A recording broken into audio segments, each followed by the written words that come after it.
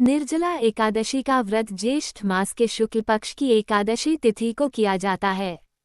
हिंदू धर्म में एकादशी व्रत का मात्र धार्मिक महत्व ही नहीं है, ये व्रत मानसिक एवं शारीरिक स्वास्थ्य के नजरिए से भी बहुत महत्वपूर्ण है। एकादशी का व्रत भगवान विष्णु की आराधना को समर्पित होता है। इस एकादशी का व्रत करके श्रद्धा और सामर्थ्य के अनुसार दान करना चाहिए। इस दिन विधिपूर्वक जल कलश का दान करने वालों को पूरे साल की एकादशियों का फल मिलता है। इस प्रकार जो इस पवित्र एकादशी का व्रत करता है वह समस्त पापों से मुक्त हो जाता है।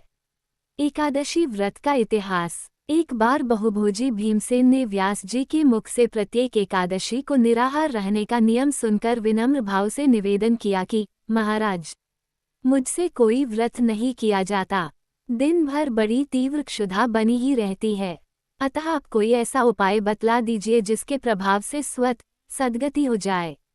तब व्यास जी ने कहा कि तुमसे वर्ष भर की संपूर्ण एकादशी नहीं हो सकती तो केवल एक निर्जला कर लो, इसी से साल भर की एकादशी करने के समान फल हो जाएगा। तब भीम ने वैसा ही किया और स्वर्ग को गए। इसलिए यह एकादशी भीमसेनी एकादशी के नाम से भी जानी जाती है। निर्जला यानी यह व्रत बिना जल ग्रहण किए उपवास रखकर किया जाता है। इसलिए यह व्रत कठिन तप और साधना के समान महत्व रखता है।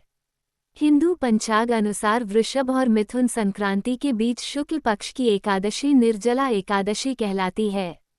इस व्रत को भीमसेन एकादशी या पांडव एकादशी के नाम से भी जाना जाता है। पौराणिक मान्यता है कि 5 पांडवों में एक भीमसेन ने इस व्रत का पालन किया था और वैकुंठ को गए थे, इसलिए इसका नाम भीमसेनी एकादशी भी हुआ। सिर्फ निर्जला एकादशी का व्रत कर लेने से अधिक मास की 2 एकादशियों सहित साल की 25 एकादशी व्रत का फल मिलता है।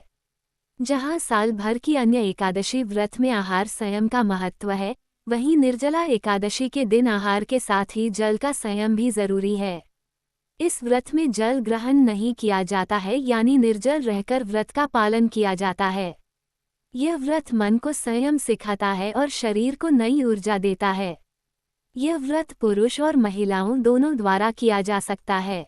निर्जला एकादशी व्रत कथा। जब वेद व्यास ने पांडवों को चारों पुरुषार्थ धर्म, अर्थ, काम और मोक्ष देने वाले एकादशी व्रत का संकल्प कराया था, तब युधिष्ठिर ने कहा, जनार्दन, ज्येष्ठ मास के शुक्ल पक्ष में जो एकादशी पड़ती हो, कृपया उसका वर्णन कीजिए।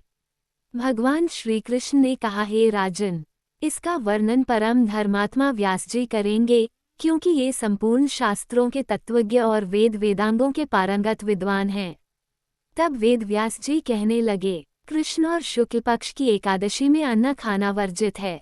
द्वादशी को स्नान करके पवित्र होकर फूलों से भगवान केशव की पूजा करें। फिर पहले ब्राह्मणों को भोजन देकर अंत में स्वयं भोजन करें।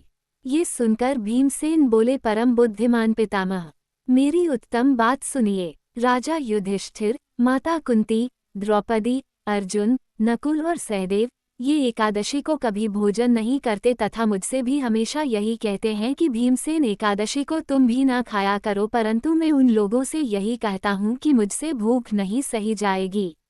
भीमसेन की बात सुनकर व्यास जी ने कहा, यदि तुम नरक को दूषित समझते हो और तुम्हें स्वर्गलोक की प्राप्ति अभीष्ट है तो दोनों पक्षों की एकादशियों के दिन भोजन नहीं करना। भीमसेन बोले, महाबुद्धिमान पितामह, मैं आपके सामने सच कहता हूँ, मुझसे एक बार भोजन करके भी व्रत नहीं किया जा सकता, तो फिर उपवास करके मैं कैसे रह सकता हूँ।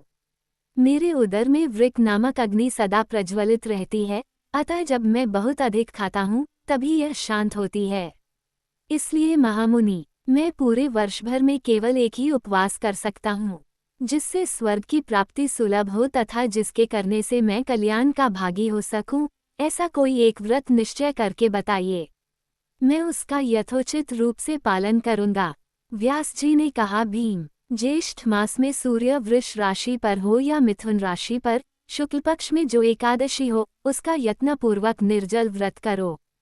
केवल कुल्ला या आचमन करने के लिए मुख में जल डाल सकते हो, उसको छोड़कर किसी प्रकार का जल विद्वान पुरुष मुख में न डालें, अन्यथा व्रत भंग हो जाता है। एकादशी को सूर्योदय से लेकर दूसरे दिन के सूर्योदय तक मनुष्य जल का त्याग करे तो यह व्रत पूर्ण होता है। इसके बाद द्वादशी को प्रभातकाल में स्नान करके ब्राह्मणों को विधिपूर्वक जल और सुवर्ण का दान करे। इस प्रकार सब कार्य पूरा करके जितेंद्रिय पुरुष ब्राह्मणों के साथ भोजन करें। वर्ष भर में जितनी एकादशियां होती हैं, उन सब का फल इस निर्जला एकादशी से मनुष्य प्राप्त कर लेता है, इसमें तनिक भी संदेह नहीं है। शंख, चक्र और गदा धारण करने वाले भगवान केशव ने मुझसे कहा था कि यदि मानव सबको छोड़कर एकमात्र मेरी शरण में आ जाए और एकादशी को निराहार रहे तो वह सब पापों से छूट जाता है। निर्जला एकादशी के दिन श्रद्धालु स्त्री पुरुषों के लिए जो विशेष दान और कर्तव्य विहित हैं, उन्हें सुनो। उस दिन जल में शयन करने वाले भगवान विष्णु का पूजन और जलमयी धेनु यानी पानी में खड़ी गाय का दान करना चाहिए। सामान्य गाय या घी से बनी गाय का दान भी किया जा सकता है। इस दिन दक्षिणा और कई तरह की मिठाइयों से ब्राह्मणों को संतुष्ट करना चाहिए। उनके संतुष्ट होने पर श्रीहरि मोक्ष प्रदान करते हैं। जिन्होंने श्रीहरि की पूजा और रात्रि में जागरण करते हुए इस निर्जला एकादशी का व्रत किया है, उन्होंने अपने साथ ही बीती हुई 100 पीढ़ियों को और आने वाली 100 पीढ़ियों को भगवान वासुदेव के परम धाम में पहुंचा दिया है। निर्जला एकादशी के दिन अन्न, वस्त्र, गौ, जल, शैया, सुंदर आसन, कमंडलू तथा छाता दान करने चाहिए। जो श्रेष्ठ तथा सुपात्र ब्राह्मण को जूता दान करता है, वह सोने के विमान पर बैठकर स्वर्गलोक में प्रतिष्ठित होता है। जो इस एकादशी की महिमा को भक्तिपूर्वक सुनता अथवा उसका वर्णन करता है, वह स्वर्गलोक में जाता है। चतुर्दशीयुक्त अमावस्या को सूर्य ग्रहण के समय श्राद्ध करके मनुष्य जिस फल को प्राप्त करता है, वही फल इस कथा को सुनने से भी मिलता है। भीमसेन, ज्येष्ठ मास में शुक्ल पक्ष की जो शुभ एकादशी होती है, उसका निर्जल व्रत करना चाहिए। उस दिन श्रेष्ठ ब्राह्मणों को शक्कर के साथ जल के घड़े दान करने चाहिए। ऐसा करने से मनुष्य भगवान विष्णु के समीप पहुंचकर आनंद का अनुभव करता है। इसके बाद द्वादशी को ब्राह्मण भोजन कराने के बाद स्वयं भोजन करे। जो इस प्रकार पूर्ण रूप से पापनाशिनी एकादशी का व्रत करता है, वह सब पापों से मुक्त हो आनंदमय पद को प्राप्त होता है। ये सुनकर भीमसेन ने भी इस शुभ एकादशी का व्रत आरंभ कर दिया। व्रत के दौरान दिन भर इन बातों का ध्यान रखें। पवित्रीकरण के समय जल आचमन के अलावा अगले दिन सूर्योदय तक पानी नहीं पिएं। दिन भर कम बोलें और हो सके तो मौन रहने की कोशिश करें। दिन भर न सोएं। ब्रह्मचर्य का पालन करें। झूठ न बोलें, गुस्सा और विवाद न करें।